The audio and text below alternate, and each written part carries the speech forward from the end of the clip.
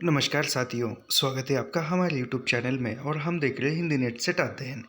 आज हम देख रहे हैं कहानियों में हम देख रहे हैं अपना अपना भाग्य कहानी। क्यों यह अपना अपना भाग्य कहानी आज हम देखने वाले हैं। अब मैं आज थोड़ा सा बाहर हूँ, इसके लिए ये छोटी कहानी मुझे दिखी, वह छोटी कहानी ही हम रिकॉर्ड करने का प्रयास कर रहे हैं।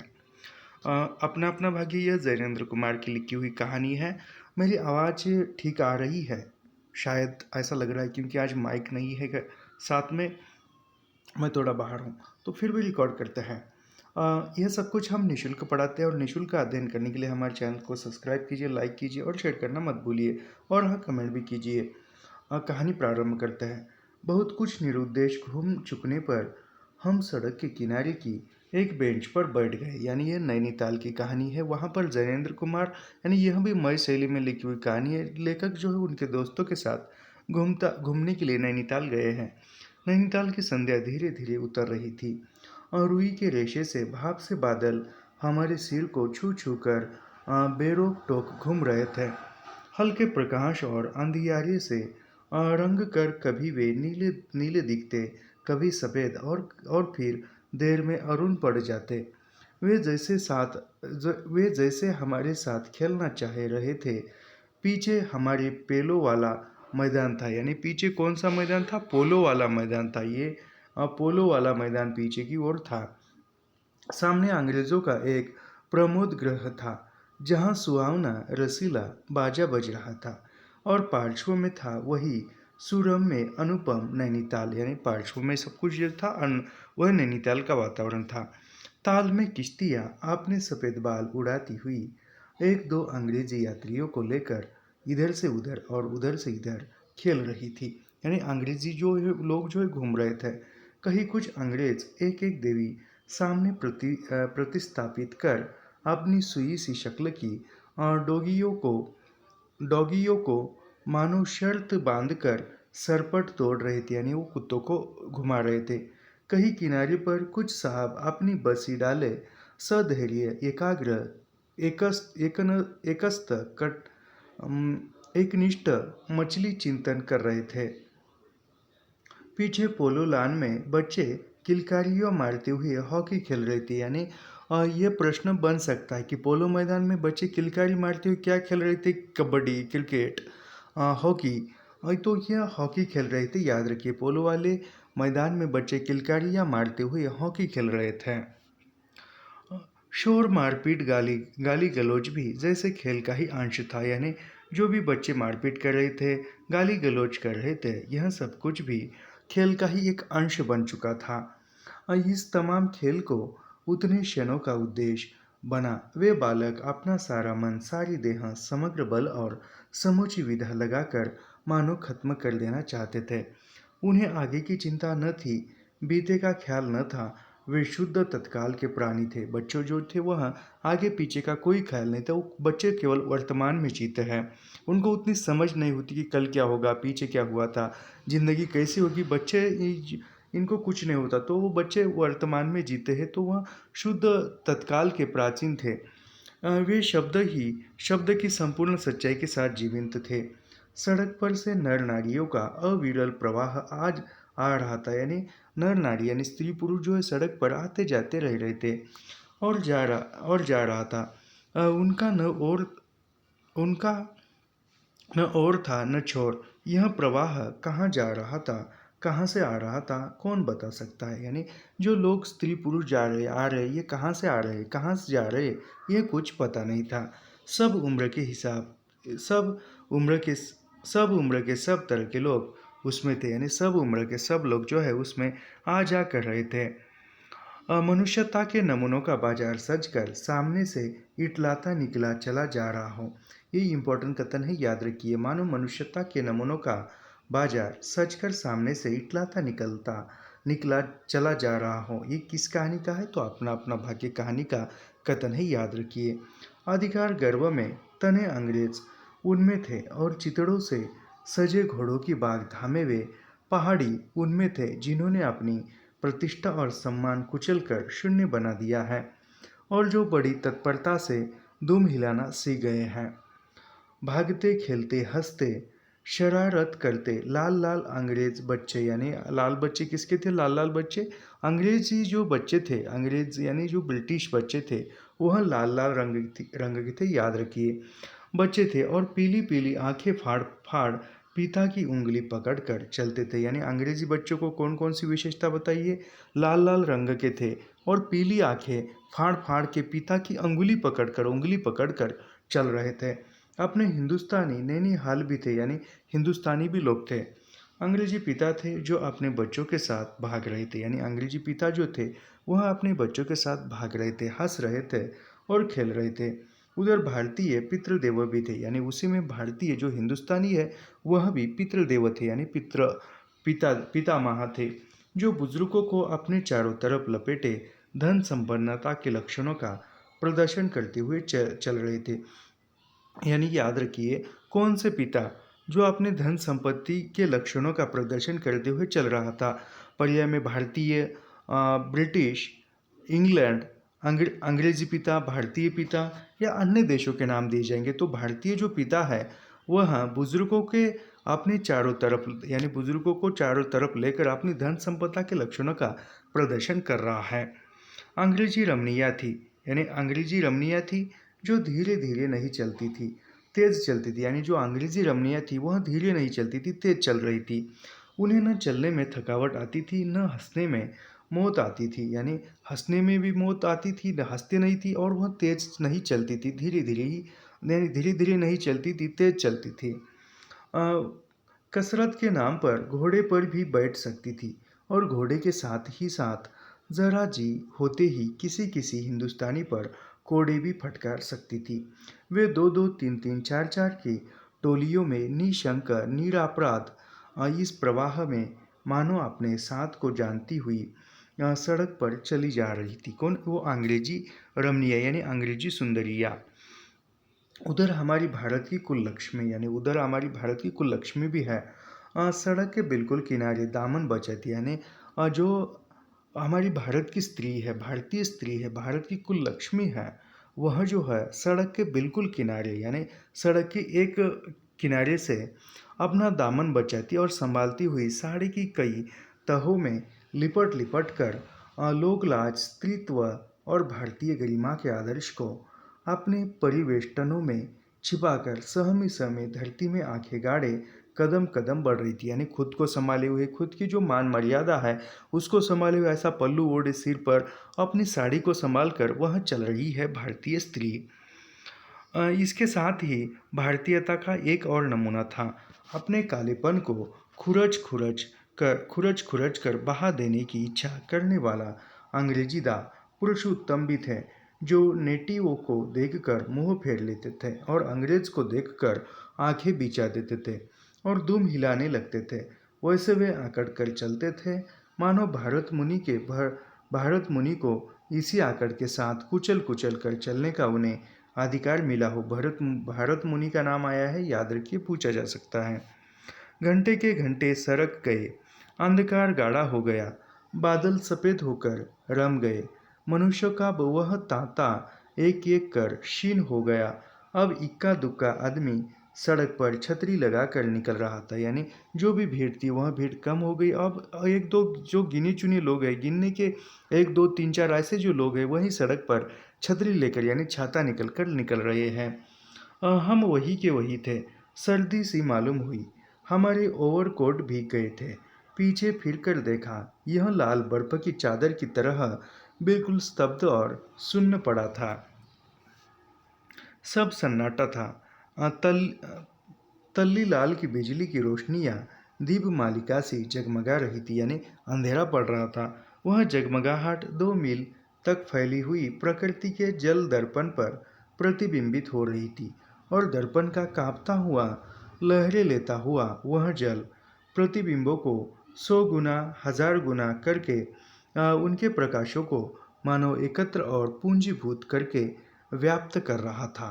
पहाड़ों के सिर पर ही रोशनाइयाँ तारों सी जान पड़ती थी, यानी अंधेरा हो रहा था और वहाँ का अंधेरे के समय कैसा वर्णन है यह बता रहे हैं। हमारे खेलते खेलते एक घने पर्दे के आकार इन सब को ढक दिया। रोशनियाँ मानो मर गई, जगमगाहट लुप्त हो गई। वे काले काले भूत से पहाड़ भी इस सफ़ेद पर्दे के पीछे छिप गए, यानी बर्फ वृष्टि हो रही है। पांबा की पास की वस्तु भी न दिखने लगी, मानो यह घनीभूत प्रलय था। सब कुछ इस घनी गहरी सफेदी में दब गया, यानी सब कुछ जो है वह दब सा गया। एक मिनट, यानी वो अंधेरा हो गया और रोशनियां मानो मर गई, यानी रोशनी जो है लुप्त हो गई, जगमगाहट लुप्त हो गई। वे काले काले भूत से पहाड़ भी सफ़ेद पर्दे के पीछे छिप गए, यानी बर्फ की वृष्टि हो रही है, वर्षा हो रही है। पास की वस्तु भी न दिखने लगी, मानो यह घनीभूत प्रलय था। सब कुछ इस घनी गहरी सफ़ेदी में दब गया। एक शुभ्र महासागर ने फैलकर संस्कृति के सारे अस्तित्व को डुबो दिया। ऊपर नीचे चारों तरफ वह निर्भेद सफ़ेद शून्यता की फैली हुई थी। ऐसा घना कोहरा हमने कभी न देखा था, यानी इतना घना कोहरा जो था वह लेखक ने कभी नहीं देखा था। वह टप टप टपक रहा था। मार्ग अब बिल्कुल निर्जन चुप था, यानी मार्ग पर कोई नहीं था। वह प्रवाह न जाने किन घोंसलों में जा छिपा था, यानी जो भी स्त्री पुरुष लोग घूम रहे थे वह सब कुछ घर में चले गए थे, जहाँ भी बैठने के उनका ये था वहाँ पर चले गए। उस बृहदाकार शुभ्र शून्य में कहीं से 11 बार टन टन हो उठा, यानी उस में शांतता में कितने बार टन टन की आवाज़ सुनाई दी? 11 बार जो है टन टन की आवाज़ सुनाई दी, जैसे कहीं दूर कब्र में से आवाज़ आ रही हो। हम अपने अपने होटलों के लिए चल दिए। रास्ते में दो मित्रों का होटल मिला, यानी होटल की तरफ जा रहे हैं और रास्ते में दो मित्रों का होटल मिला। और वो दो वकील थे, यानी वो दो वकील थे। मित्र छुट्टी लेकर चले गए, यानी रास्ते में जो थे सभी लोग जो है, जो भी मित्र थे वह जा रहे थे, और जाते हुए दो वकील मित्रों का रास्ते में होटल आया और वह होटल के अंदर चले गए। हम दोनों आगे बढ़े, यानी कितने हैं? दो वकील और ये दोनों, यानी कहा जाए तो कितने? 4 लोग हैं। याद रखिए, पूछा जा सकता है, इस पर क्वेश्चन नहीं बना है। मित्र लेखक के साथ अन्य कितने दोस्त थे? तो 3 दोस्त थे, और लेखक को पकड़कर 4 हो जाते हैं। याद रखिए ये कैसा? रास्ते में दो मित्रों का होटल मिला, दोनों वकील मित्र छुट्टी लेकर चले गए। ये दोनों वकील यानी दो हुए, और ये क्या है? हम दोनों आगे बढ़े, हमारा होटल आगे था, यानी हम दोनों यानी लेखक एक और अन्य एक व्यक्ति, यानी ये दो। तो कुल मिलाकर 4 व्यक्ति, और लेखक कितने मित्रों के साथ नैनीताल गया था? तो 3 लोगों के साथ, याद रखिए। और लेखक को पकड़कर 4 लोग होते थे, पूछा जा सकता है यह। ताल के किनारे किनारे हम चले जा रहे थे। हमारे ओवरकोट तर हो गए थे, यानी जो ओवरकोट थे वह भीग गए थे। बारिश नहीं मालूम होती थी, पर वहाँ तो ऊपर नीचे हवा से कन कन में बारिश थी। सर्दी इतनी थी कि सोचा कोट पर एक कंबल और होता तो अच्छा होता, यानी काफ़ी सर्दी थी। रास्ते में ताल के बिल्कुल किनारे पर बेंच पड़ी थी। मैं जी में बेचैन हो रहा था। झटपट होटल पहुंचकर इन भीगे कपड़ों से छुट्टी पा गर्म बिस्तर में छिपकर सोना चाहता था, यानी ओवरकोट वो भीग गया था और वो होटल जाकर कपड़े बदल कर गर्म बिस्तर में वह सोना चाहते थे। पर साथ के मित्रों की सनक कब उठेगी, कब थमेगी, इसका पता न था, यानी साथ के मित्र कब कहेंगे चलो सो जाएंगे, ऐसा पता नहीं था। और वह कैसी क्या होगी, इसका भी कुछ अंदाज न था। उन्होंने कहा, आओ जरा बैठे यहाँ, यानी मित्रों ने कहा कि आओ बैठे यहाँ। हम उस चूते कोहरे में रात के ठीक 1 बजे तालाब के किनारे, यानी रात के कितने बजे? 1 बजे तालाब के किनारे भीगी बर्फ सी ठंडी हो रही लोहे की बेंच पर बैठ गए। 5, 10, 15 मिनट हो गए, यानी रात को एक लोहे के बेंच पर बैठने के बाद 5, 10, 15 मिनट हो गए। मित्रों के उठने का इरादा न मालूम हुआ। मैंने खिसिया कर कहा, चलिए भी, यानी लेखक ने कहा कि चलिए भी, अरे ज़रा बैठो भी। हाथ पकड़कर ज़रा बैठने के लिए जब इस जोर से बैठा लिया गया तो औरों न था, यानी बैठा लिया गया और लाचार बैठने रहना पड़ा, यानी लाचार लेखक लाचार होकर बैठने गए। सनक चुपचाप बैठे तंग हो रहा था, कूद रहा था। मित्र अचानक बोले, देखो वह क्या है, यानी मित्र अचानक बोले देखो वह क्या है। मैंने देखा कोहरे की सफ़ेदी में, यानी लेखक ने देखा और कोहरे की सफ़ेदी में कुछ ही हाथ दूर से एक काली सी सूरत हमारी तरफ बढ़ी आ रही थी, यानी काली सूरत जो है, काले रंग का जो व्यक्ति है वह लेखक की तरफ बढ़ाता हुआ आ रहा था, लेखक और लेखक के मित्र की ओर। मैंने कहा, होगा कोई। 3 गज की दूरी से दिख पड़ा, यानी कितनी गज की दूरी से दिख पड़ा? वह कौन है?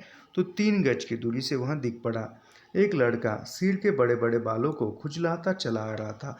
यानी वह कौन आ रहा था? तो एक लड़का, नंगे पैर, नंगा सिर, एक मैली सी कमीज लटकाए है। यानी एक बात विचार कीजिए, यहाँ पर लेखक ने ओवरकोट पहना है, फिर भी लेखक को ठंड लग रही है।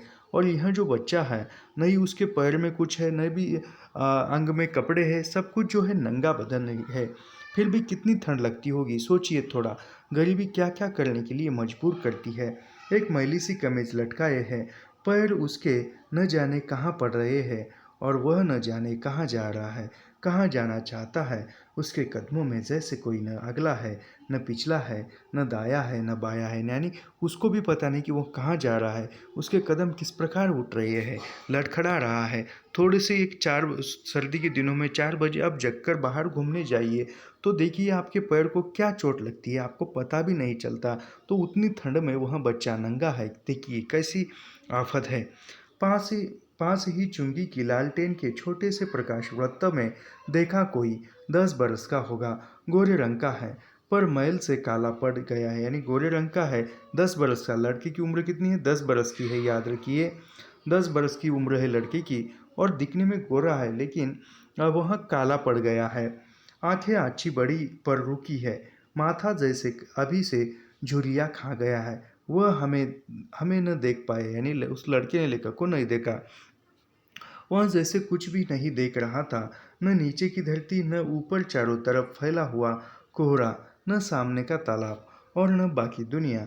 वह बस अपने विकट वर्तमान को देख रहा था, यानी अपने वर्तमान को देख रहा था। मित्र ने आवाज़ दी, यानी लेखक के मित्र ने आवाज़ दी, ए। उसने जैसे जानकर देखा और पास आ गया, यानी ये कहा और वह पास आ गया लड़का। तू कहाँ जा रहा है? उसने अपनी सूनी आंखें फाड़ दी, यानी लेखक लेखक के मित्र ने पूछा कि तू कहाँ जा रहा है? तो उसने अपनी सूनी आंखें, यानी उसमें कुछ ख्वाब नहीं, कुछ नहीं, केवल आंखें है, सूनी है, और वो फाड़ दी। दुनिया सो गई, तू ही क्यों घूम रहा है? यानी लेखक का मित्र कह रहा है कि दुनिया जो है सारी सो गई है, तू क्यों घूम रहा है? बालक मौन, मुख फिर भी बोलता हुआ चेहरा लेकर खड़ा रहा। यानी बालक मौन रहा और मुख बोलने की उत्सुकता में खड़ा रहा। कहाँ सोएगा? यही कही, यानी वो लेखक का मित्र पूछ रहा है कि तू कहाँ सोएगा? फिर बच्चा कहता है, बालक कहता है 10 वर्ष का, कि यही कही। कल कहाँ सोया था? यानी वह फिर पूछते कि कल कहाँ सोया था? दुकान पर। आज वहाँ क्यों नहीं? नौकरी से हटा दिया। यानी वो बच्चा बोलता है कि कल मैं दुकान पर सोया था, और फिर आज जो है उस नौकरी से हटा दिया गया। क्या नौकरी थी? यानी वो क्या नौकरी थी? सब काम 1 रुपया और झूठा खाना। यानी कहता है कि दुकान का सब काम करना पड़ता था, झूठा खाना, और 1 रुपया मिलता था। याद रखिए कितना रुपया? 1 रुपया। उस समय में 1 रुपया भी बहुत कुछ होता था। आज जो है आज पैसे कितने भी हो, कुछ भी नहीं उसका मूल्य रहा, लेकिन उस समय में 1 रुपये का भी बहुत कुछ मूल्य था। फिर नौकरी करेगा? यानी लेखक का मित्र पूछता है, क्या तू फिर नौकरी करेगा? फिर वो उत्सुकता के साथ कहता है, हाँ करूँगा मैं। बाहर चलेगा? हाँ। आज क्या खाना खाया? कुछ नहीं। यानी वह कहते हैं कि आज तूने क्या खाना खाया? फिर वह लड़का कहता है कि कुछ नहीं। आप खाना मिलेगा? नहीं मिलेगा। यानी कहते हैं कि आप खाना मिलेगा? वह कहते हैं नहीं मिलेगा। यूं ही सो जाएगा? हाँ। वो कहते हैं कि यूं ही सो जाएगा बिना खाए भूखा? वो लड़का कहता है कि हाँ, यही कही, इन्हीं कपड़ों में, यानी यही कही सो जाऊंगा। बालक फिर आंखों से बोलकर मुख खड़ा रहा। आंखें मानो बोलती थी, यह भी कैसा मूर्ख प्रश्न। माँ बाप है? यानी वह कहते हैं कि माँ बाप है? वह लड़का कहता है कि हाँ। कहाँ पे है? 15 कोस दूर। यानी लेखक नैनीताल से उस लड़के का गांव कितनी कोस दूर था? 15 कोस। अभी वो कोस जो है मेरे ख्याल से 3 किलोमीटर का एक कोस होता था। ऐसे ही पहले के ज़माने का ये था। आज के 3 किलोमीटर यानी एक कोस, तो लगभग 9 किलोमीटर उसका गांव नैनीताल से था। तो 15 कोस दूर, नहीं नहीं नहीं, 9 नहीं, ज़्यादा होगा। 15 कोस दूर यानी 3, यानी कितना होगा देखिए ना, 10 का ही 30 किलोमीटर होगा, और ऊपर के 5 यानी वो 15, तो लगभग 45 किलोमीटर। आज के यहाँ पर देखा जाए तो लगभग 45 किलोमीटर उसका गांव होगा। लेकिन यहाँ पर कोस पूछा है तो कोस ही बताना परीक्षा में, अपना दिमाग मत लगाना भाई साहब। 45 किलोमीटर या 15 किलोमीटर ऐसा मत लगाना। 15 कोस दूर गाँव था नैनीताल से उस लड़के का, आई ही लगाने का। अपने दिमाग का बटन मत दबाओ, क्योंकि परीक्षा में ये पूछा है जो ही बताने का। नहीं तो बहुत सारे बच्चे बहुत सारे अपने जो दिमाग के जो ये होते हैं दरवाजे होते हैं वहाँ खोलते हैं, अरे ये नहीं ये होगा। अभी एक प्रश्न मैंने काफ़ी नज़दीकता के साथ देखा, और जब मैं कुछ मेरे मित्रों के साथ टेस्ट ले रहा था, ऐसे ही पूछ रहा था, तो उस अपनी कौन सी कहानी थी, अमृतसर आ गया कहानी में एक प्रश्न बनाया था मैंने, और पूछा उन ऐसे बच्चा 2-3 मित्र थे मेरे, उनसे पूछा कि वो दुबले बाबू के हाथ में क्या था। तो वहाँ पर पर्याय में दिया लोहे का डंडा था, लोहे का डंडा था, लकड़ी का डंडा था, लोहे की छड़ थी। यह तो फिर बहुत सारे लोगों ने क्या कहते हैं कि लोहे की छड़ तो हो ही नहीं सकती, क्योंकि छड़ हमें पता ही नहीं, लोहे का डंडा हो सकता है। और यह ऐसा तो हम हमारे दिमाग का कुछ ज्ञान मत बताना चाहिए। जो यहाँ पर परीक्षा में जब प्रश्न पूछता है, जो हमारे रचना में पड़ा है वही बताने का। कुछ लोग क्या कहते हैं कि लोहे की है, लोहे की छड़ नहीं, लोहे का डंडा होगा, तो फिर वो डंडा लगाएंगे, लेकिन ये नहीं है। तो वहाँ पर 15 कोस पूछा है, यानी उस बालक का गांव नैनीताल से कितनी दूरी पर था, तो 15 कोस दूर पर था, याद रखिए 15 किलोमीटर नहीं। तू भाग आया, यानी फिर वो पूछते कि तू भाग आया, हाँ क्यों, यानी वो कहते कि तू भाग आया, तो वो बोलते कि हाँ और क्यों भाग आया। मेरे कई छोटे भाई बहन हैं, सो भाग आया, यानी वो कहता है कि मेरे कई छोटे भाई भाई बहन हैं और मैं वहाँ से भाग आया। वहाँ काम नहीं, रोटी नहीं, यानी वहाँ पर काम नहीं मिलता था, रोटी भी नहीं मिलती थी, इसलिए मैं वहाँ से भाग आया। बाप भूखा रहता था और मारता था, यानी पिता जो है भूखा रहता था और मारता था। माँ भूखी माँ भूखी रहती थी और रोती थी, यानी माँ भी भूखी रहती थी और रोती थी। कोई काम नहीं है, सो भाग आया, यानी पिता भूखे रहते थे और मारते थे, और माँ भी भूखी रहती थी और रोती थी, और मैं इसलिए भाग आया। एक साथी और था, यानी लेखक के साथ उस बच्चे के साथ एक साथी और था, मुझसे बड़ा था, यानी वो मुझसे बड़ा था। दोनों साथ यहाँ आए, वह आप नहीं, यानी वो दोनों साथ आए, लेकिन अब वह लड़का नहीं है, कहाँ गया। यानी वह फिर लेखक और लेखक के मित्र पूछते कि वह साथी कहाँ गया। मर गया, यानी मर गया कहता है। मर गया, यानी वो आश्चर्य से पूछते कि मर गया, हाँ मर गया, हाँ साहब ने मारा, यानी साहब ने मारा मारा और मर गया, यानी जो दुकानदार था उसने मारा और मर गया। एक बात याद रखिए, यदि भविष्य में आप बड़ा आदमी बनते हो, कोई एक छोटा मोटा कारोबार प्रारंभ करते हो, या आपकी हमारी जो क्या बोलते हैं हैसियत है, वह कुछ एक दो नौकर रखने की हैसियत बन जाती है, तो ऐसी किसी पर जोर जुल्म नहीं करनी चाहिए, किसी की मेहनत नहीं खानी चाहिए, किसी को धोखा देना नहीं चाहिए, किसी का शोषण मत कीजिए। मैं आपसे निवेदन करता हूँ, यदि भविष्य में आप कभी 2-4 नौकर चाकर रखने की हैसियत हासिल करते हो, तो किसी का शोषण मत कीजिए, क्योंकि कोई जो काम करता है वह पेट के लिए ही काम करता है। हम जहाँ पर नौकरी करते हैं, समझो हम अध्यापक हैं, और अध्यापक होने के बावजूद हम किसी कॉलेज में पढ़ाते हैं, तो वहाँ पर भी हम हमारे पेट के लिए काम करते हैं। वहाँ पर भी हमारा कोई बॉस हो सकता है, प्रिंसिपल हो सकता है, संस्था चालक हो सकता है, या अन्य कोई जो है हमसे बड़ा है, वह भी हम पर हुकूमत चलाता है। तो यदि गलती से न जा यदि हमारे पास कई हैसियत आ जाती है 2-3 नौकर रखने की या एक आध नौकर रखने की, तो उसका शोषण मत कीजिए, क्योंकि वह भी इंसान है, हम भी इंसान हैं। हम भी किसी के यहाँ गुलामी में काम करते हैं।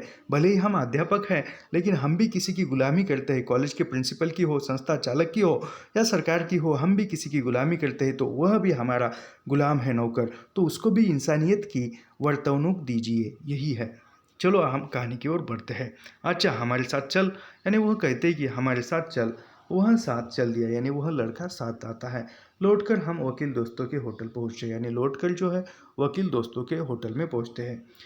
वकील साहब, यानी वो कहते कि वकील साहब कहते आवाज़ देते हैं। और वकील लोग होटल के ऊपर कमरे से उतर आते हैं, यानी वो वकील लोग जो है होटल के ऊपर के कमरे में रहते थे, और वह लौटकर उतर कर आए। कश्मीरी दोशाला लपेटे थे, यानी वह कौन सी दोशाला लपेटी हुई थी, कश्मीरी।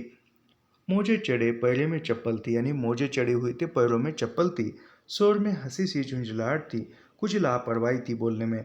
आ आहा फिर आप कहिए, यानी वो कहती फिर आप कहिए, फिर आए हैं। आपको नौकरी की ज़रूरत थी, आपको नौकर की ज़रूरत थी ना, देखिए यह लड़का है, यानी वो दोस्त कहते हैं, लेखक और लेखक के दोस्त आपको नौकर वकील मित्र से कहते हैं, आपको नौकर की ज़रूरत थी ना, यह देखो ये लड़का है। कहाँ से ले आए, इसे आप जानते हैं, यानी वो कहता है वकील जो है अपने अंदाज में बात करता है, कहाँ से ले आए, इसे आप जानते हैं? जानता हूँ, यह बेईमान नहीं हो सकता। यानी वो लेखक और लेखक का मित्र क्या कहता है कि जानता हूँ, यह बेईमान नहीं हो सकता। यदि बेईमानी करता तो इस ठंड में वह न रहता। बेईमानी करता तो कहाँ से चोरी करता, किसी के पैसे हड़प लेता, एक ऐश आराम के साथ कहीं ना कहीं एक ऊबदार जगह में जाकर बैठता। यह बेईमान नहीं है, इसलिए वह यहाँ पर ठंड में तड़प रहा है। आज ही ये पहाड़ी बच्चे शैतान होते हैं, ये इम्पोर्टेंट है और ये पूछा हुआ परीक्षा में है। आज ये पहाड़ी बच्चे पहाड़ी बड़े शैतान होते हैं, बच्चे बच्चे में गुल छिपे रहते हैं। आप भी क्या अजीब है, उठा लाए वहीं से, लो जी यह नौकर लो। यानी ये पहाड़ी बड़े अजीब होते शैतान होते हैं, यह परीक्षा में पूछा हुआ कथन है। मानिए तो यह लड़का अच्छा निकलेगा, यानी वो कहते हैं कि मानिए तो यह लड़का अच्छा निकलेगा।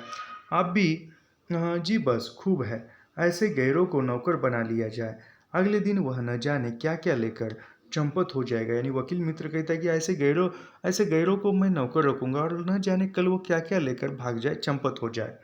आप मानते ही नहीं है, मैं क्या करूं। यानी वो कहते कि आप मानते ही नहीं, आपको तो नौकर चाहिए था, मैं ले आया।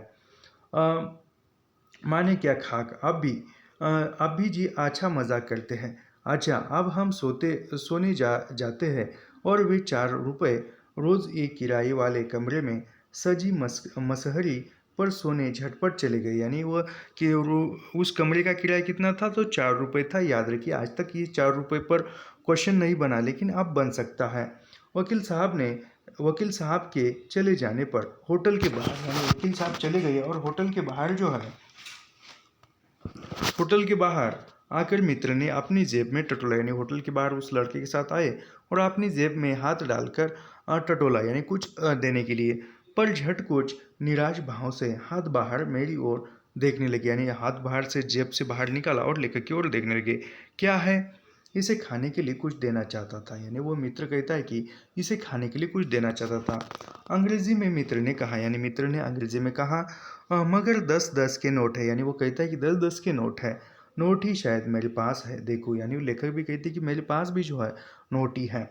सचमुच मेरे पॉकेट में भी नोट ही थे। हम फिर अंग्रेजी में बोलने लगे।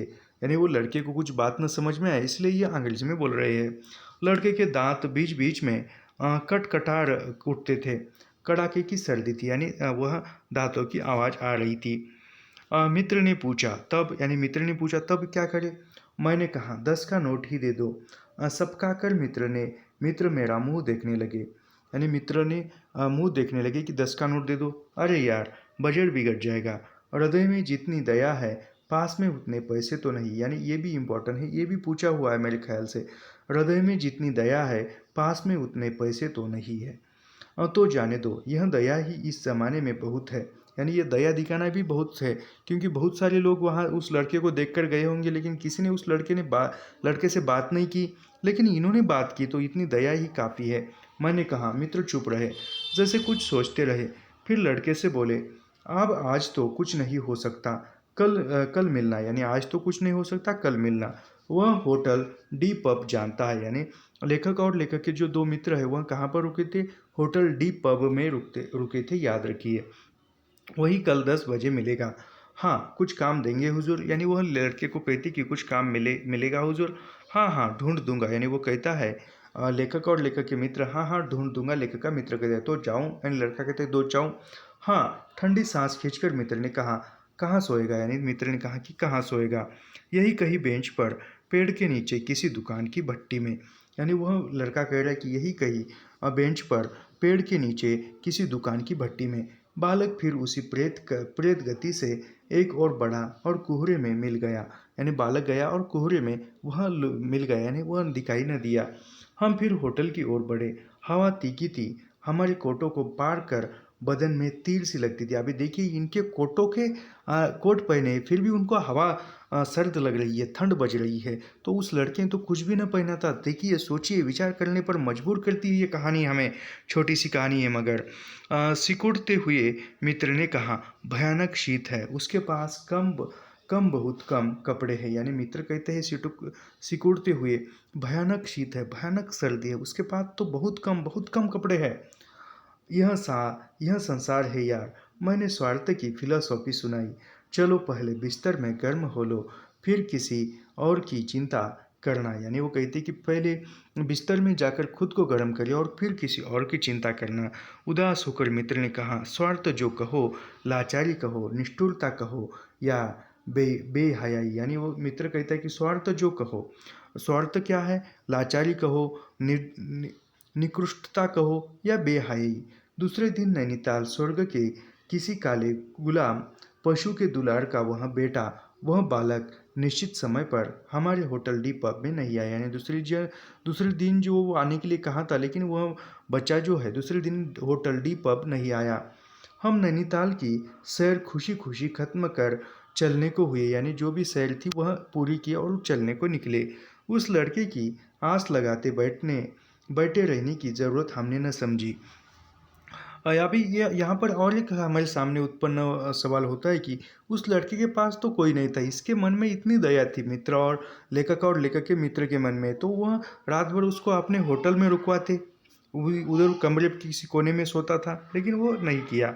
मोटार में सवार होते ही थे कि यह समाज, भले ही ये दोनों पलंग पर सोते, कॉट पर सोते, तो इसको नीचे तो सुला देते थे। मोटर में सवार होते ही थे कि यह समाचार मिला। यानी मोटर में निकलते कि यह समाचार मिला, पिछली रात एक पहाड़ी बालक सड़क के किनारे पेड़ के नीचे ठिठुर कर मर गया। यानी यह समाचार मिला। मरने के लिए उसे वही जगह, वही 10 बरस की उम्र और वही काले चितड़ों की कमीज मिली। ये इम्पोर्टेंट है, परीक्षा में पूछा हुआ है। मरने के लिए उसे वही जगह, वही 10 बरस की उम्र और वही काले चितड़ों की कमीज मिली। आदमियों की दुनिया ने बस यही उपहार उसके पास छोड़ा था। पर बताने वालों ने बताया कि गरीब के मुंह पर छाती, मुट्ठी और पैरों पर बर्फ़ की हल्की सी चादर, यानी जो पूरे शरीर पर जो है हल्का सा बर्फ़ का एक लेयर बनी थी, चादर थी, चादर चिपक गई थी। मानो दुनिया की बेहयाई ढकने के लिए प्रकृति ने शव के लिए सफ़ेद और ठंडे कफन का प्रबंध कर दिया था। ये भी इम्पोर्टेंट था, याद रखिए। मानो दुनिया की, ये पूछा हुआ कथन है परीक्षा में, मानो दुनिया की बेहयाई ढकने के लिए प्रकृति ने शव के लिए सफ़ेद और ठंडे कफन का प्रबंध कर दिया था। सब सुना और सोचा अपना अपना भाग्य। यानी सब कुछ सुना, लेखक ने स्तब्ध हुए और कहा अपना अपना भाग्य। यहीं पर जो है हमारी कहानी समाप्त होती है। ऐसे ही अध्ययन करने के लिए हमारे चैनल को सब्सक्राइब कीजिए, लाइक कीजिए और शेयर करना मत भूलिए। मिलते हैं नेक्स्ट वीडियो में। धन्यवाद। मैंने आज ये कहानी क्यों पढ़ाई, क्योंकि उसके बाद की जो इंस्पेक्टर मातादीन चांद पर, इसके बाद की जो कहानी थी इस पीडीएफ में, वह थी तीसरी कसम, और वो लंबी कहानी थी, इसीलिए मैं बाहर था, तो वह छोटी कहानी मैंने पढ़ाना उचित समझा, और वह कहानी भी मैं सभी कहानियाँ पढ़ाऊँगा। तो यहाँ पर मैं रुकता हूँ, और ऐसे ही अध्ययन करने के लिए हमारे चैनल को सब्सक्राइब कीजिए, लाइक कीजिए और शेयर करना मत भूलिए। मिलते हैं नेक्स्ट वीडियो में। धन्यवाद।